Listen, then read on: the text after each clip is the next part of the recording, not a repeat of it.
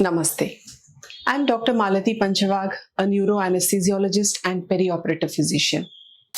Today, let us try to understand the painful disease of Glossopharyngeal Neuralgia through the story of a patient who walked into our clinic with a mysterious pain that had turned his life upside down.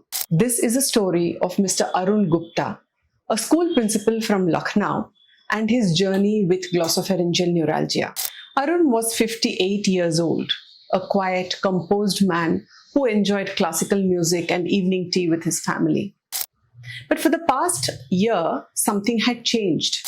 He was experiencing sudden electric shock-like pain in his throat and ear. The pain came without warning. It was brief, but so intense that it would stop him mid-conversation. The pain began with swallowing, then the pain began even when he started speaking. Even yawning or a breeze on his cheek could trigger the pain. He stopped eating normally. He avoided conversations. Pain had started ruling his life. At first, Arun went from dentist to ENT specialist. One said that it could be acid reflux, another said neuralgia, but no one had a clear answer. He was treated with courses and courses of antibiotics for tonsillitis and pharyngitis or a dental infection. None of this really helped him. Medications like Tegretol or oxetol helped briefly, but the pain kept coming back and he had to increase the doses. That's when his son brought him to our clinic.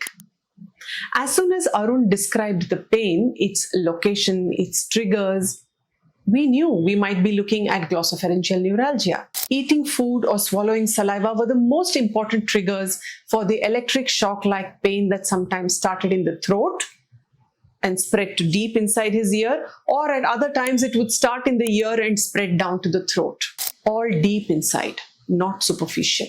Occasionally, he had burning pain in the throat as well. He was so afraid to swallow his own saliva when I saw him. He had stopped eating and had lost a lot of weight. So we performed a simple clinical test. We gently touched the back of his throat with a swab. He winced in pain. Then we applied a local anesthetic. The pain disappeared. That confirmed it. He had glossopharyngeal neuralgia. An MRI was done. It showed no obvious compression, but that's not uncommon. MRI often misses small blood vessels pressing on the nerves.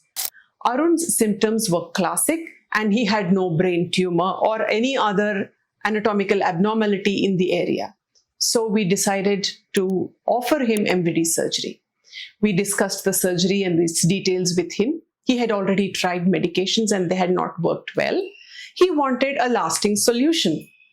And after discussion with him and his family, they decided to go ahead with microvascular decompression surgery, what we call MVD surgery. In surgery, we made a small opening behind his ear, and just as we suspected, there it was, a small artery pressing tightly against the glossopharyngeal nerve. We moved the artery away and placed a tiny soft pad between the nerve and the vessel. The next morning, Arun woke up pain-free.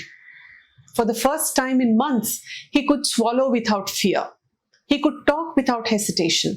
At his 2-week follow-up, he was back to his confident self, leading meetings at school, playing music with his grandchildren, and eating all the food that he liked. Glossopharyngeal neuralgia may be rare, but it can ruin lives if not diagnosed correctly. Arun was lucky to get the right help at the right time. Microvascular decompression gave him his life back, even when MRI did not show any compression because his symptoms were so classical. But one must remember that you must do your own research before choosing any treatment option.